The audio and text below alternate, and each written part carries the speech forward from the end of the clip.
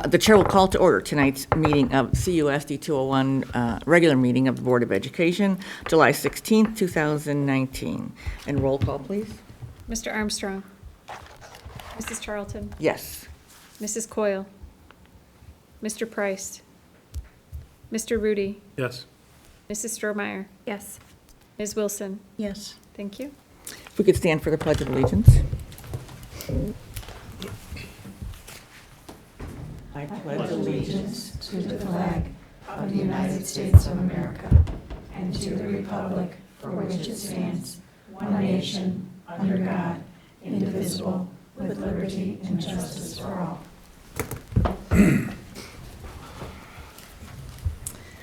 Okay, the first item on the agenda is approval of minutes. Does anybody have any questions? I have one question. When we talked last time about the buses, are we changing stops on all routes? No. No. And we have a page on the website under Yes. resources and transportation, and there's a little bit of updated information on there Okay. for that, I that s- states that, because I know some people had questions, and we put that information on there, and we've Okay. been calling back anybody who's had questions. Okay, good. And I saw that an email went out to district parents. Yeah. Okay, so then can we change the minutes? Because on page 4, it says on all routes. So I guess, well, okay, let me back up. Did we say that night that it was for all, or no? I don't remember. Okay, because if it's not, then we should have the minutes. I don't remember saying all routes. Yeah, I don't know, I mean, Say affected. Say affected. Affected. Yeah, okay, Covers. okay. Well, let's, on all affected routes, so we'll change the minutes. Okay? Is that, okay, did anybody have anything The only thing I else? saw was the board agreements. They're listed as board agreements, and I was under the understanding they were going to be board protocols going forward. Right, because I couldn't change the agenda item, Okay, but in the verbiage, it's board protocols. perfect. Okay, But I couldn't change that right, because it's because that's what listed it said on there. on the Okay, agenda. okay, perfect. All right, so we'll just, okay, anything else? Then we'll just approve this as amended. Okay, the chair will entertain a motion to approve the minutes of the June 25th, 2019 regular meeting of the Board of Education as presented. So moved. As amended, I'm sorry. So moved. Second. All in favor? Aye. Aye. Any opposed? And I'll abstain. Okay. The chair will entertain a motion to approve the minutes of the closed session of the June 25th, 2019 regular meeting of the Board of Education as presented. So moved. I second. All in favor? Aye. Aye. Any opposed? Abstain. Okay, are there any public comments? Okay, consent agenda, any comments or changes? I just had one question. So for the disposal of technology, for that, the memo read that it was just outdated or non-functional. I didn't know if there was any function, if families were ever given the opportunity to purchase technology. Maybe some of our families that can't afford to purchase things that, or if the equipment was just not functional at all, that it wouldn't even be worth considering that. I'll defer to Nadine on whether, So I might just sit here because the desktops that are recycled, they would come without any licensing for Windows. So they'd just be a box, so they would not be functioning. Okay. So anything that was recycled would be, it's too slow, or it's not it doesn't perform in a manner that makes it useful Gotcha. for the school. The only way we would be able to relinquish that would be to destroy the hard drive or get a new hard drive, or have the parents get another hard drive, and also not just the Microsoft licenses for the Microsoft products, but the Windows licensing belongs belongs to the district. Gotcha. So without that Windows license, it wouldn't be a better use. Gotcha. So then we have to spend several $100s to get their own license. And I don't recall for sure, but what I know for sure, at the next meeting, there'll be another list. We found a resource where we can sell our old technology. So we found a resource that actually pays for it. Okay. So the Chromebooks that we recycle or whatever, it's not destroyed or put into the landfill. The same for the desktops, for that matter. They're parted out from Mhm. companies that use those devices for parts. Okay. So, I assumed as much. I just wanted to yeah, I ask. just want, it's a Yeah. good opportunity for me to clarify. Yeah. So, thank Thanks. you. Okay, thank you. Any other questions? Okay, the chair will entertain a motion to approve the consent agenda as presented. Number 1, personnel recommendations, employment of licensed staff. Allison Labita, elementary music teacher, Manning Elementary School. Employment of support staff, Nancy Sibrava, head cook, Westmont High School. 2, approval of student tours. 3, disposal of lunch tables at Manning. 4, disposal of technology equipment district-wide. 5, approval of Westmont High School pool rental with Bennett Academy. 6, approval of Westmont High School pool rental with Academy Bullets. 7, approval of Westmont High School pool rental with Ultimate Swimming. 8, renewal of self-workers compensation insurance. 9, approval of board travel expenses. 10, approval of additional June 2019 expenditure report. 11, approval of July 2019 expenditure report. And 12, ratification of June 2019 regular payroll. Can I ask one more question? I'm so sorry, Marie. I wish this question came up just a second ago. For the personnel recommendation for the music teacher, it's listed under Manning. Will that music teacher be at both Miller and Manning? Yes, Okay, thanks. Okay, so that's that'd be Manning and Miller. Manning and Miller. Okay, so to approve the motion as So moved? amended. Second. And roll call, please. Mr. Price? Yes. Mr. Rudy? Yes. Mrs. Stromeyer? Yes. Ms. Wilson? Yes. Mrs. Charlton? Yes. Thank you. Okay, the first item for discussion is presentation of monthly financial statements. We have the May 2019 financial statements, and during the month of May, the district received $371,000 from the state. $120,000 of that was FY19 evidence-based funding model payments. And so the remaining state payments were for the third quarter categoricals and grants.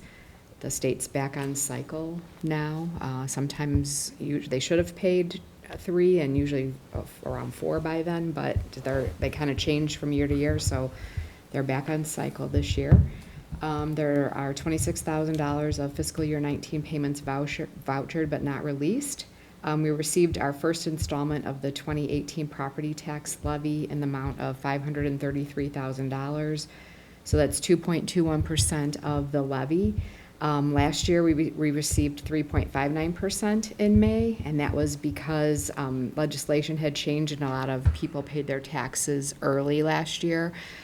Typically, we don't receive a payment in May. So we'll watch this trend and see. I didn't anticipate that we would receive a payment in May this year. So we'll watch this and see if this is kind of the new payment trend going forward. In the ed and tort funds, the revenues are slightly higher than the prior year average. And again, this is partially a result of receiving those third quarter categorical payments timely, and again, early tax revenue this year. There's $219,000 of fiscal year 19 payments. We received that amount. And again, the $25,000 of fiscal year 19 payments vouchered but not paid. In the O&M fund, revenues are comparable to the prior year averages. And in the transportation fund, revenues again fluctuate from year to year based on payments. So there's really no trend analysis that you can do there. And we did receive the third quarter transportation payment in the amount of $152,000, and they have not vouchered the fourth quarter yet. As far as expenditures go, in the ed fund, they're comparable to the prior year average. In the O&M fund, we're 79.92% spent to date. Last year it was 76.33. And again, transportation expenditures vary by year to year, and so again, trend is difficult to review. Fund balance, we're, at our low point for the year. So in June, we received additional tax revenue, so those fund balances start going up. But in the ed fund, a $3.6 million fund balance, overall fund balance $10.8 million. We started the year at $20.9 million. So, and then the activity fund, statement of position, and investments are attached. Does anybody have questions on those? Do the activities just carry over if an activity fund has a balance? Yes, that carries from year to year. Does it have to stay within that particular activity fund, or? Yes, so the activity funds they're separate entities, like separate businesses, and that fundraising is done for that specific activity, and monies are not transferred or rarely transferred from one to another. There would have to be a specific reason. The only one that we really transfer from is the AP conference.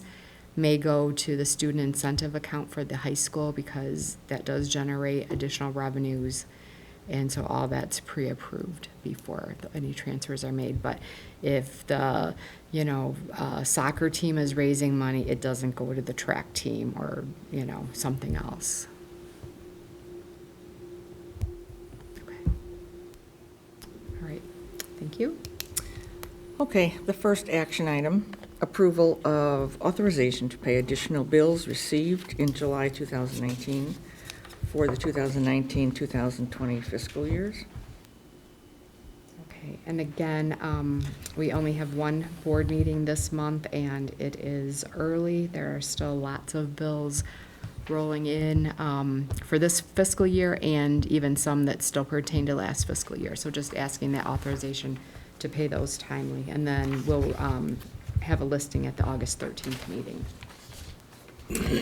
Okay, the chair will entertain a motion to authorize and direct the treasurer to pay bills received in July 2019 for the 2019 and 2020 fiscal years as presented. So moved? Second. Roll call, please. Mr. Rudy? Yes. Mrs. Stromeyer? Yes. Ms. Wilson? Yes. Mr. Price? Yes. Mrs. Charlton? Yes. Thank you. The next item is an approval of elementary standards-based grading and report card pilot. And there is a board memo there, and Ms. Peterzak's here. Does anybody have any questions on that, or? Actually, I have a question.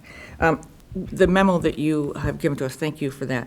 When it says, you have listing the school districts and everything, when you say over 5 years, does that mean they've been doing that for over 5 years? Yes. Okay, okay. And then, so within 5 years, that means that they're talking about it and they're No, going? if it says between 2 and 5 years, it means they've implemented standards-based grading within the past 5 years. Oh, okay, so for this one school? Doing it, yeah. They are doing Full it. implementation. Got it. But they've been doing it for a Okay. shorter period of time. Okay. Okay, that's the only question I had, sir. Anybody else? Okay. The chair will entertain a motion to approve the elementary standards-based grading and report card pilot for the 2019-2020 school year as presented. So moved. Second? Roll call, please. Mrs. Stromeyer? Yes. Ms. Wilson? Yes. Mr. Price? Yes. Mr. Rudy? Yes. Mrs. Charlton? Yes. Thank you. And the last one, approval of transition from NWEA MAP to iReady assessment. Are there any questions or comments on that? There's also a memo in the... So I guess the only thing that came to my mind with this was carrying over the information from one methodology to the next, and how difficult or how different will that be?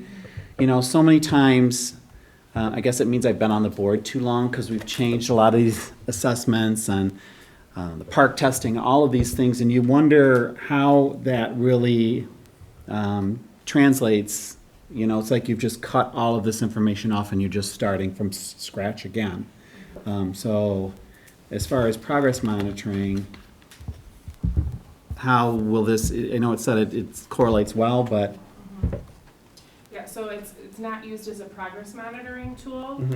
That's when, with the adoption of our new curriculum resources, when we talk about unit assessments, and even within a unit assessment, so smaller chunks of time in between, rather than every 3 months, those are gonna be your progress monitoring tools that we look at.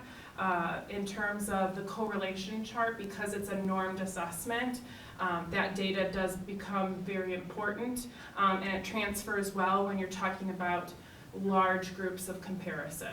So it's not, we have tools that are gonna help drive the daily instruction, and that's really what's important. This gives us kind of a check-in point throughout the period of time in a year where we can compare grade level, we can compare to peers, and so that's really the purpose of benchmarking more so than a progress monitoring tool. okay. And as far as, I know it said in here that the time is gonna be less for students being dedicated to this testing process, and by about half, is that? Are we talking about the actual assessment itself? I think that's what it was referring to. Let me see if I can find where it was. Half the testing time, yeah.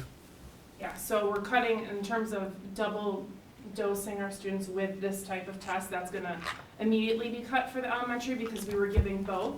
And then within the test, it is, research shows it's a shorter amount of time. However, there are built-in breaks that are through the actual assessment itself. And so rather than a teacher feeling the need of, oh my goodness, all of our kids need a break, this test in itself builds in individual breaks, which might add to the time you think of, but really it provides a more efficient way of giving the test, so we're not having that fatigue. Okay, yeah, you mentioned here half the time of testing compared to math.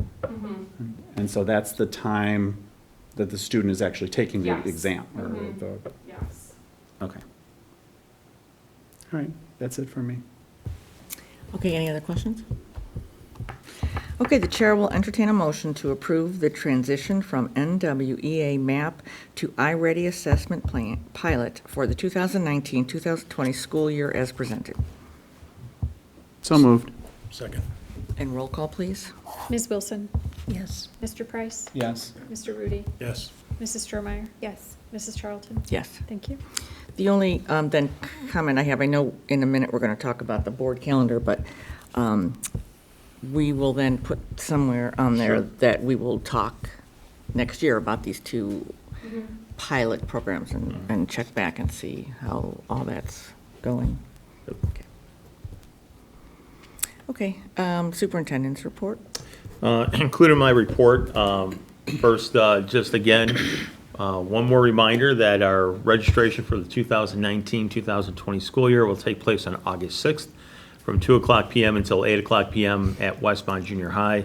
And all families will register at the junior high on August 6th regardless of the age of their children or what schools their children attend.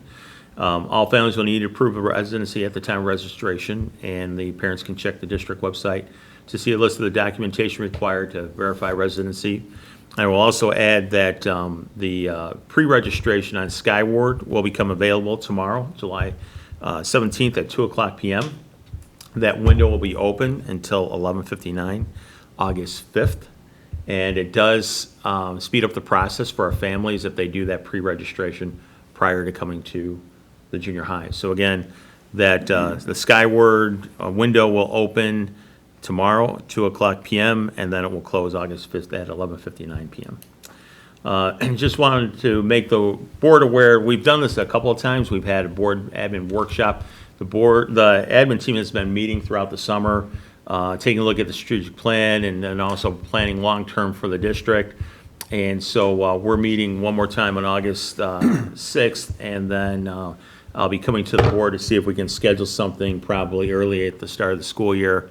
And it's an opportunity for the admin team and the board to work together and take a look at some of our thoughts and get feedback from the board as we start to plan long-term for the district. And then one more item under the communications. Marie Charlton, Gary Armstrong, and myself, we met with representatives from the village and the Westmont Police Department to talk about bus safety and primarily the dismissal time at Manning. And what we became aware of is that how we stage our buses on Norfolk, that traffic that is heading east on Norfolk, the motorists, it obstructs their view of the crosswalk at Norfolk and Linden. And we have some of our walkers and car riders, and sometimes a driver may not see students until they're right on top of the crosswalk. And so we've been trying to problem solve. One solution that we had discussed was having the buses stage in the alley and then head north on the alley to exit on Naperville Road. Westway tried to do a dry run for us and said they can't swing that turn, and so that's not going to work. But in working with the village, there's what's called a carriage walk. It's a sidewalk that's right off the curb on Norfolk, and that's where the buses are staged. The village will extend that crosswalk west, closer to the driveway of the alley. The two buses will be able to move forward closer to the alley, and that will at least improve the amount of time a motorist has to see students, because their line of sight will improve. And so that's one thing that we'll have in place at the start of the school year. Lindsay is also looking at some other possible ways to improve the safety of dismissal to try to make it as safe as possible. But at least we'll be able to do that for the start of the school year. We'll have that in place. And then the other thing that is attached Well, that. before you go, Sure. okay. I mean, we met for over an hour, and this was like the second meeting, and one of the things that there was talked about was like, so if you can envision northbound traffic in the alley. Another reason why the buses couldn't do that, not only because the turn would be tough, but if there's any delivery trucks there, a bus couldn't get by. So there was a lot of brainstorming as to try to figure out how to change the traffic patterns and stuff, and because working with that. So it was, I thought, productive in terms of, and it was really nice to see the police department and the village work with us to try to help bus safety for our students. So that was really good. So. Right. And then the last item in my report, as Marie referenced, attached for the board is the board calendar for the 1920 school year. And that's just a tool for the board. Each month it highlights some of the topics that the board can anticipate coming forward for either discussion or approval. And as Marie mentioned, we'll have added to that calendar, I'll update it with the pilot of iReady, so that Tim and Lindsay will come to a board meeting at the end of the school year to report out how the pilot went to the board. That's my report. Okay, are there any board reports? I have one, Marie. I was lucky enough to attend both the high school and the junior high graduation this year. Dana and I were fortunate to be able to do the diplomas for the junior high. And I just wanted to make a comment. While I'm all about celebrating the students, it seems like the parents, especially at the high school, really were very, very loud, very, very boisterous. There were 4 students that I know of that you couldn't hear their name called because the parents were still cheering for the one before that. And I understand it's a time of celebration, but I'm also starting, having had 4 kids that went through the district, not so recently. It was never like that before. There was some decorum, and I'm wondering, if there's something, or if anyone would agree with me, if maybe we could do something to tone it down a little bit. It's not the kids, it's the parents.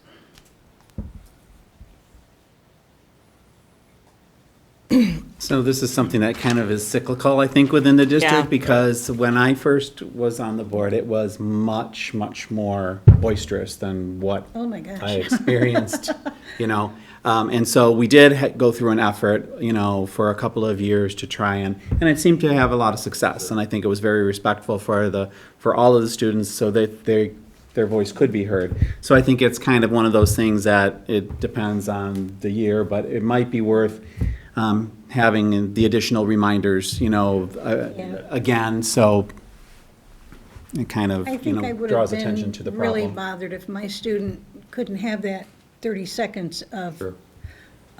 their recognition because people were still carrying on from the one that was before that. And, in the junior high very long ago, when Mr. Becker was there, you were warned that you do not, under any circumstances, if somebody said anything, you got the eye and the whole thing stopped until they were done. And maybe I'm just used to that. I noticed it a little bit last year, but a little bit more this year at the junior high. But the high school is really, I was just really, I was upset for the students that didn't get to hear their name called. I was upset for the parents. And also the programs, both of the programs were wrong on who was giving out the diplomas. How does that happen? Yeah, it's something that, the buildings are given the list of, each of the events which board members will attend. Right. But there was only So- one change, and that was Dana, and Marie had switched.